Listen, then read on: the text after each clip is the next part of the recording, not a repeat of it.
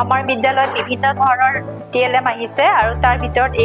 এইখন জিঅ' বৰ্ড হয় আৰু এইখন যেতিয়া আমি শ্ৰেণীকোঠালৈ লৈ যাম তেতিয়া আমি ছাত্ৰ-ছাত্ৰীসকলৰ হাতত এইখন দিম আৰু লগতে ইয়াৰ লগত ৰাবাৰ বেণ্ড থাকিব আৰু তেওঁলোকে প্ৰথমতে আমি তেওঁলোকক এই ৰাবাৰ বেণ্ডৰ সহায়ত কিছুমান আকৃতি বনাবলৈ দিম আৰু তেতিয়া তেওঁলোক মুক্তভাৱে নিজৰ মনেৰে কৰিবলৈ দিম তেতিয়া হয়তো ছাত্ৰ-ছাত্ৰীসকলে ইয়াতে ৰাবাৰ বেণ্ডৰ সহায়ত এনেকুৱা ধৰণৰ কিছুমান ইৰেগুলাৰ আকৃতি বনাব আৰু ইয়াতে আমি তেওঁলোকক কৈ নিদিও কেনেকুৱা ধৰণৰ আকৃতি বনাব তেওঁলোকে নিজৰ ইচ্ছামতে ইয়াতে আকৃতিবিলাক বনাব আৰু তাৰ পিছত যেতিয়া তেওঁলোকৰ ইয়াতে আকৃতিবিলাক বনাব তাৰ পিছত আমি লাহে লাহে তেওঁলোকক আমাৰ জ্যামিতিক আকৃতিৰ যেনে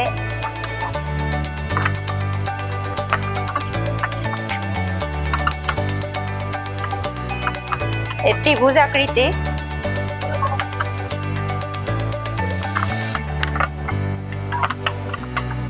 বৰ্গ আকৃতি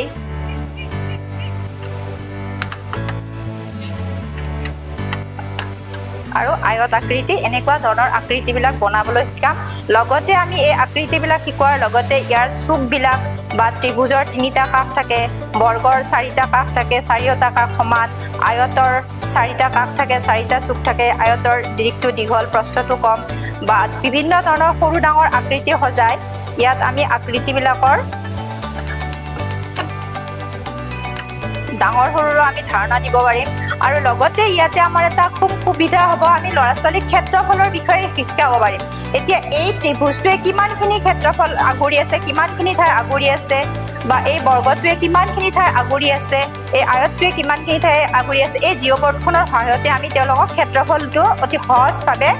খুব মনোগ্ৰাহীকৈ শিকাব পাৰিম ইয়াতে থকা বৰ্গকেইটা যোগ কৰি পিনে ইয়াতে এতিয়া এইটো আয়তত আমাৰ 1 2 3 4 5 6 7 8টা বৰ্গ আছে মানে ইয়াৰ ক্ষেত্ৰটো হ'ব 8 বৰ্গ একক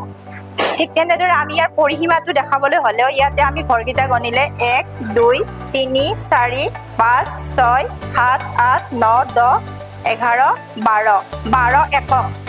এইটো আমি ইয়াৰে পৰিসীমাটো উলিয়াও তেওঁলোকক আমি এই জিঅ' বৰ্ডখনৰ সহায়ত শিকাব পাৰিম লগতে ক্ষেত্ৰফল উলিয়াওতে আমি ইয়াৰ জিঅ' বৰ্ডৰ সহায়ত শিকাব পাৰিম